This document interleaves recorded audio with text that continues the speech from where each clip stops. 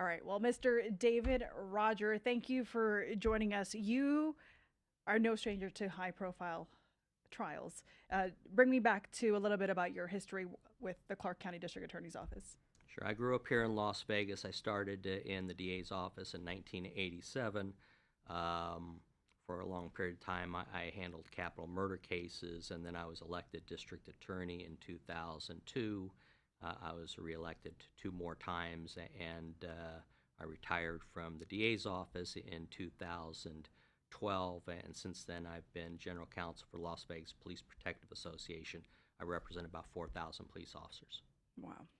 So bring me back to 1996. Upcoming star Tupac Shakur murdered here in Las Vegas.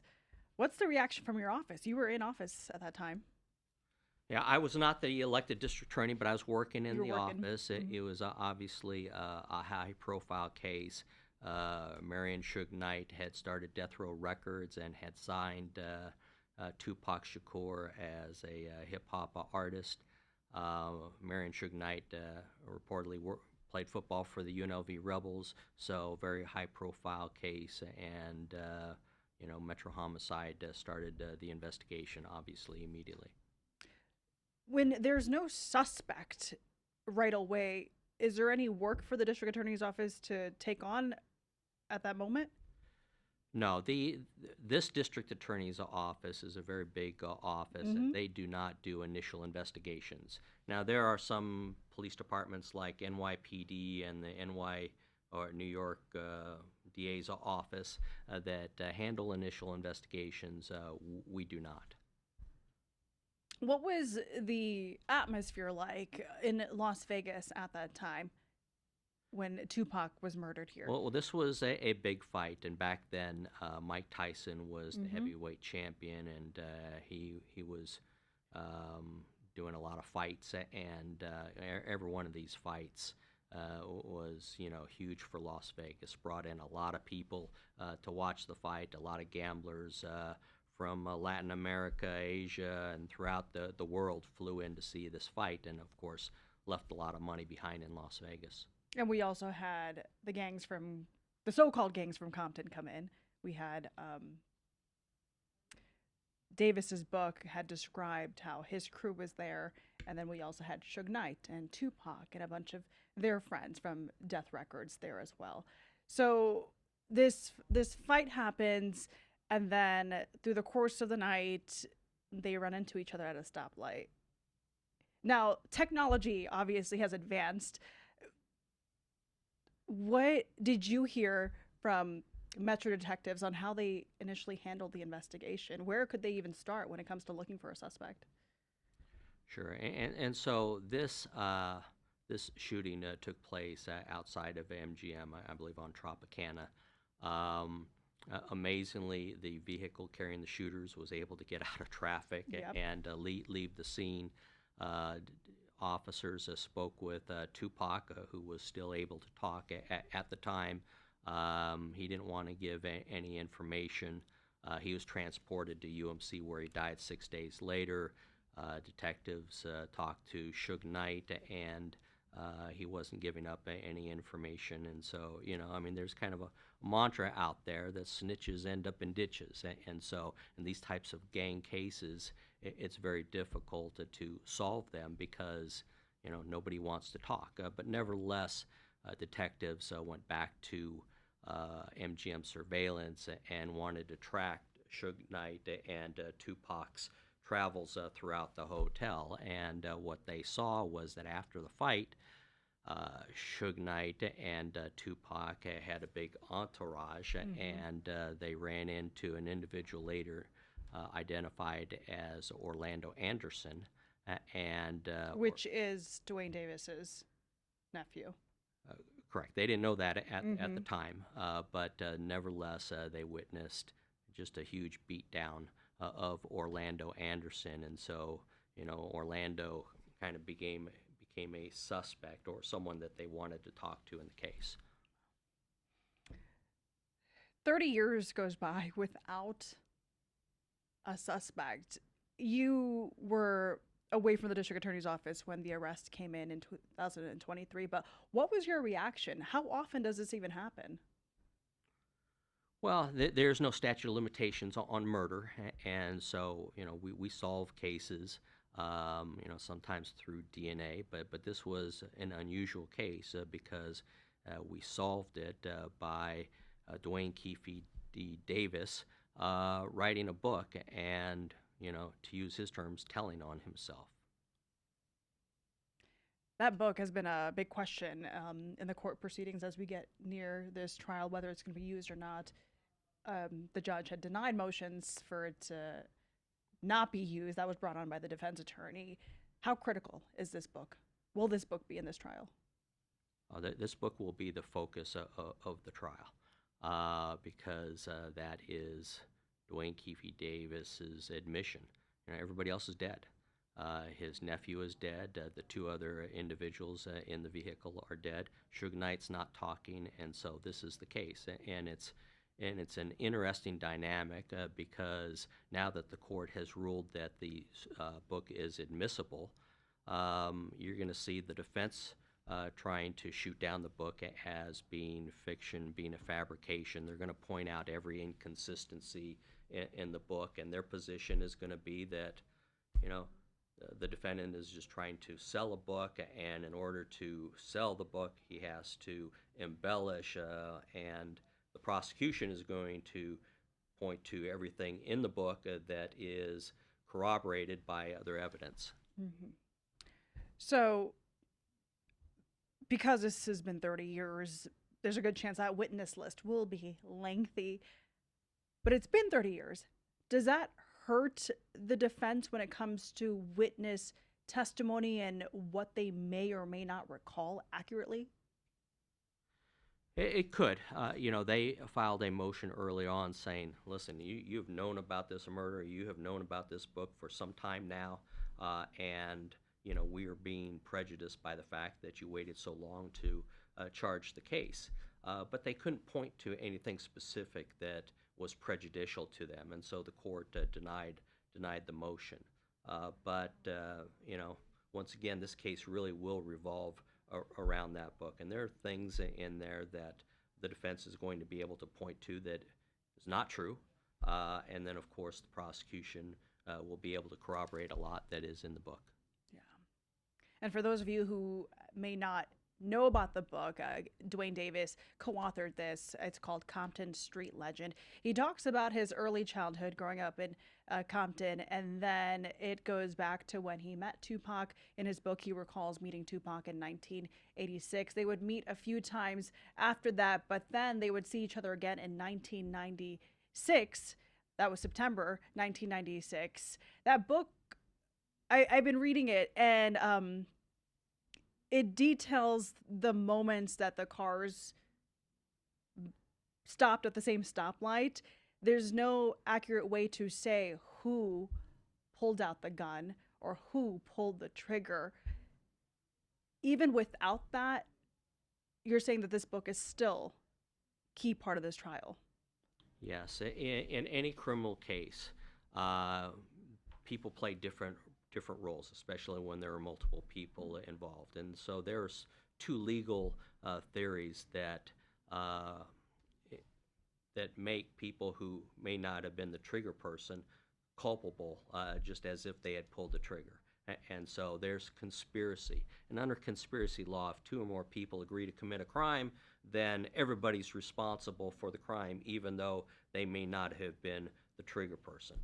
And there's also aiding or abetting. And when you help someone commit a crime, you are equally responsible. And in this case, the prosecution has alleged that Davis provided the weapon, the murder weapon, and told them to shoot Tupac.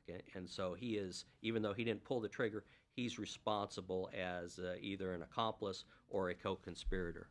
Yeah. That book, and in that book, he describes the gun being handed to him. He had put it in his waistband, and then a couple of hours, he tossed the gun into the back of the car. But there was a buddy sitting in the back of that car as well. And when they pulled up into that stoplight, he said that he saw Pac, that's what he called him mostly in the book, pulled out a strap, and then that's when the fireworks started. So even if that was accurate, is there a self defense claim to that as well? Well, I think that unwittingly he created that type of defense when he wrote the book, and but I don't know that they're going to claim self-defense at time of trial. Nobody really knows, but it's pretty unlikely. And you know, when police, um, you know, responded and saw Tupac in the car, they sealed the car, and there weren't any guns in the car. Now, does that mean that someone couldn't run up and grab the gun? Possibly, but unlikely. So let's go back to 2008. A lot of talk about how Mr. Davis was given immunity by the LAPD when he gave his statements. However, now those statements will be used in court, correct?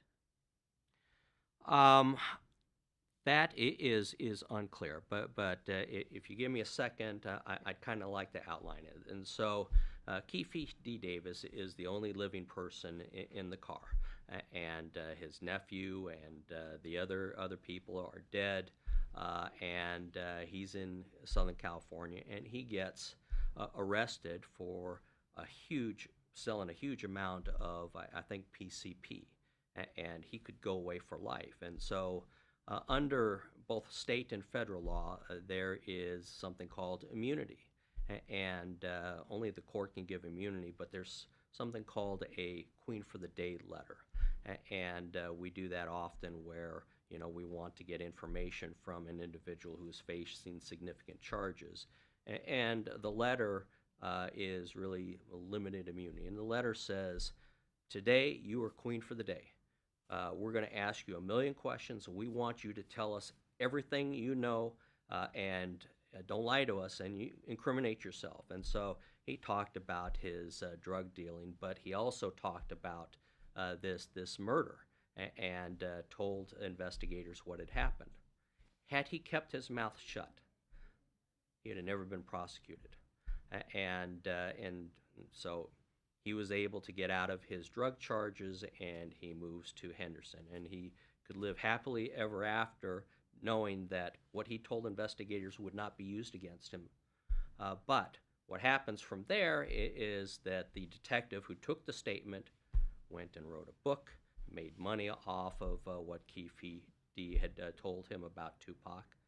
He did a documentary, presumably made more money, and Keffe D's thinking, wait a minute, this guy's making money off of what I told him.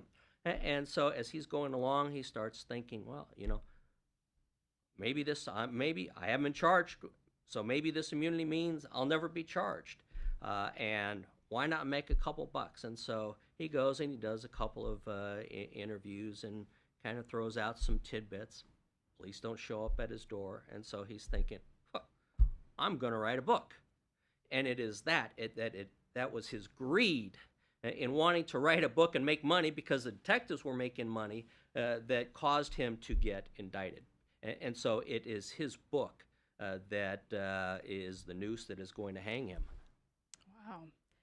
Yeah, that was a big part in one of the recent court hearings, because the defense wanted to not use the book, but the prosecutors say he got a copy of the manuscript. He had to approve it. He made profits off of it. So now, all these years later, why is there a question of we can't use the book against him? Let's switch gears a little bit. You handled a pretty big case here, the OJ case for the robbery.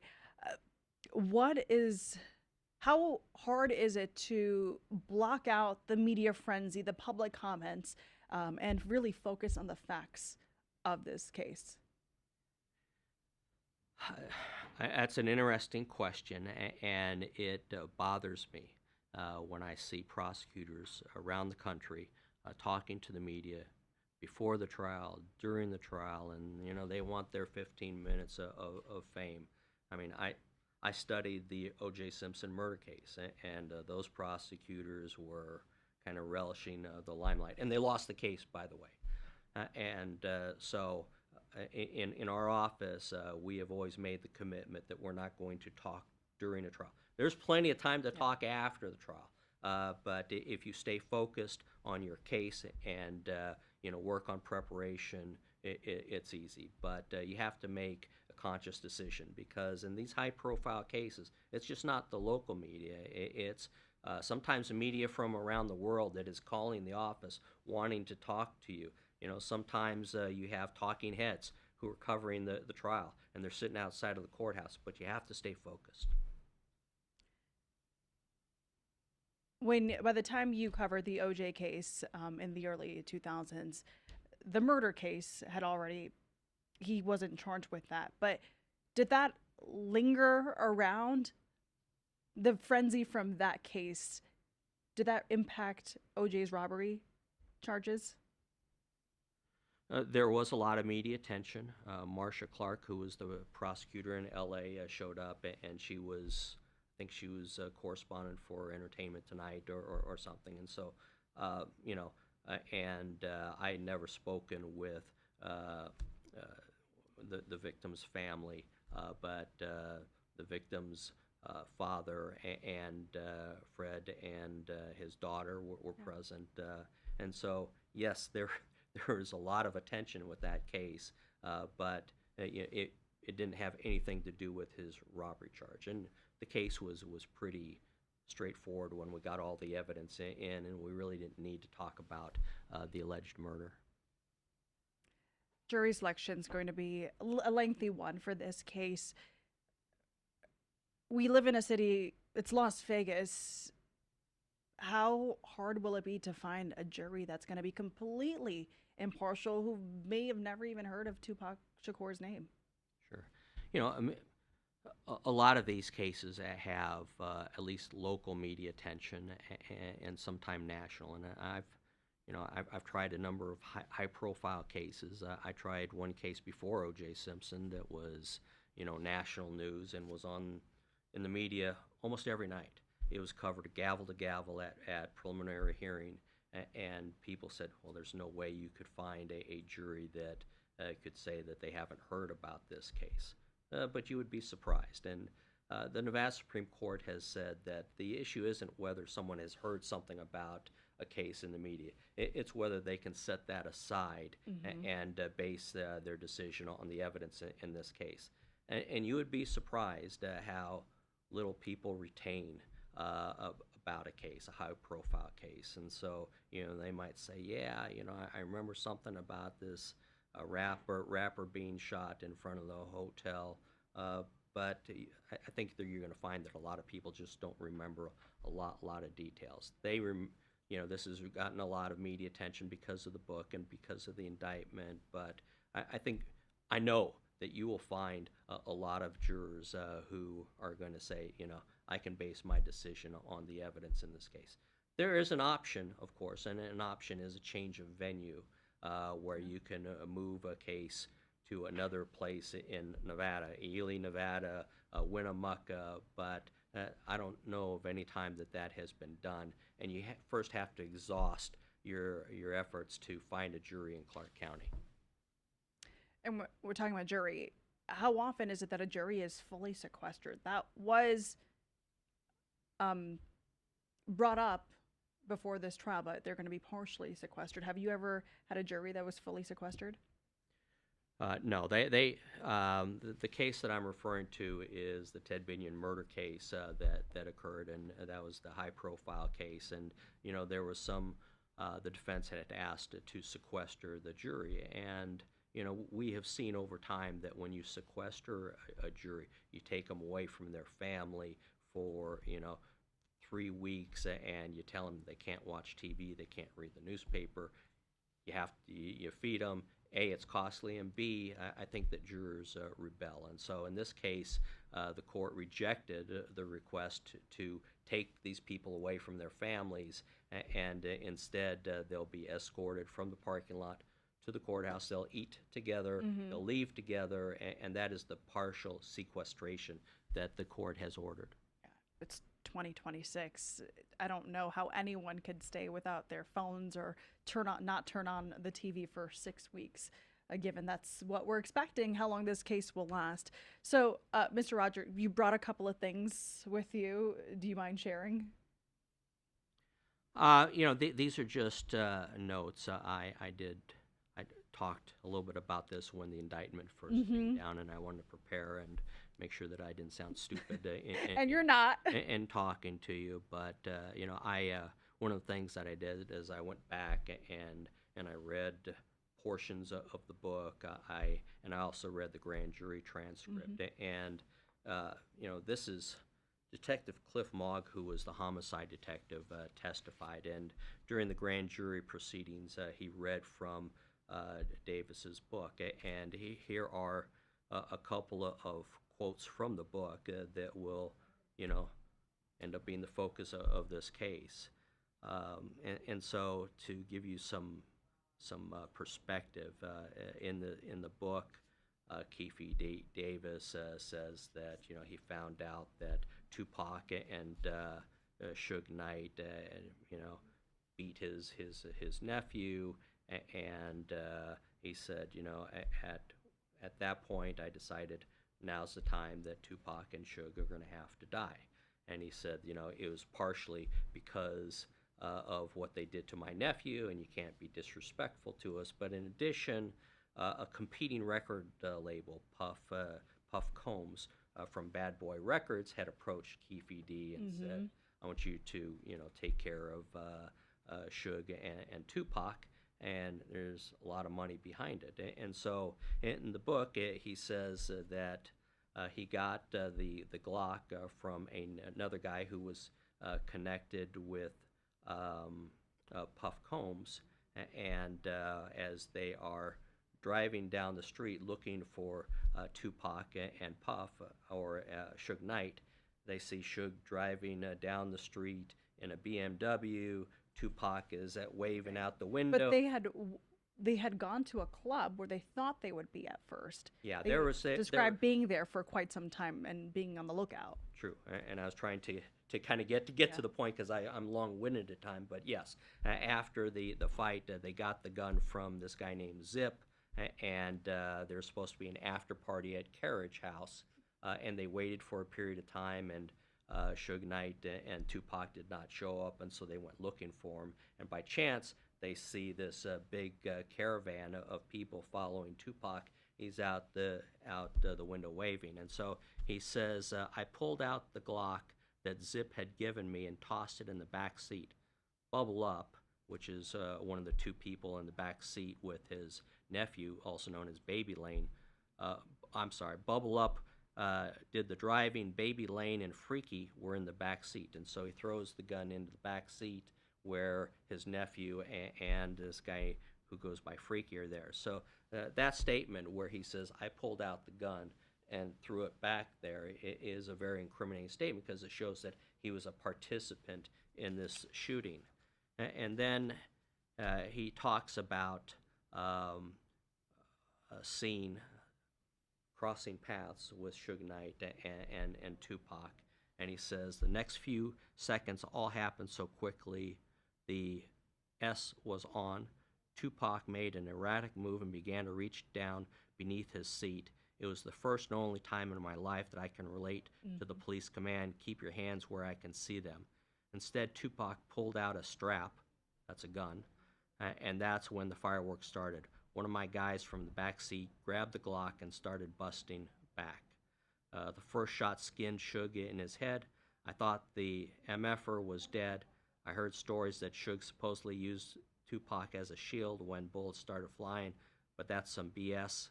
Suge was already wounded. He was the first one that got touched.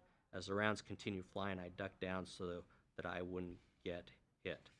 When the shooting stopped, we boned out, and a white Chrysler Sebring full of young ladies was following us."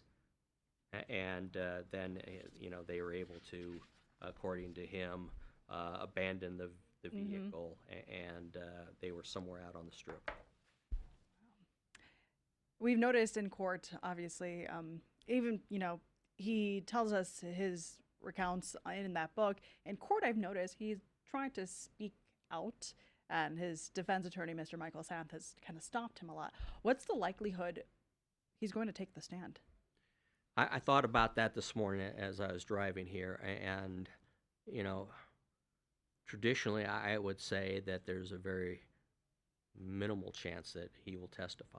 There's nothing that he can add. He is a convicted felon, and so once he testifies, the jury will find out that he's a convicted felon, and it's difficult to control. I'm going to pause. Why does the court try to suppress that information for the jury?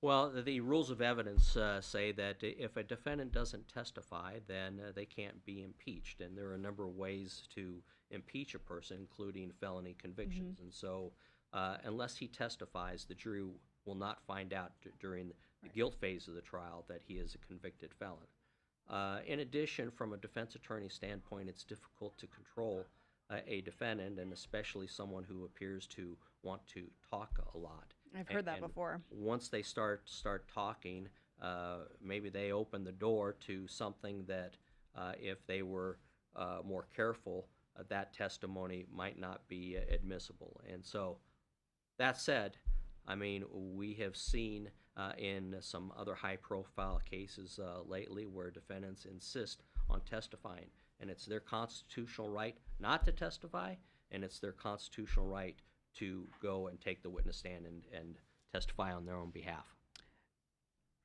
One of the cases you're referring to is the Robert Tallis trial. We saw him take the stand for almost 2 days. And what I noticed was the prosecutors dissected every single claim he had, ripped it apart, and then brought in their own evidence. So they grilled him. He was up there, so it was a fair shot. From my experience in trying cases in front of juries, there's just a strange dynamic when a defendant testifies. A prosecutor might have a tremendous case with compelling evidence, but as soon as a defendant testifies, the focus changes in the jurors' minds. And if a defendant testifies well and you're not able to impeach him, it makes it more difficult to get a conviction. But if a defendant implodes, it's a lock moral cinch that you're going to get a conviction. Got it. That's a slight embellishment, but you understand what I'm saying. All right, Mr. Roger, anything else that you want to add as we count down to the Tupac murder trial? No, ma'am. All right, thank you so much.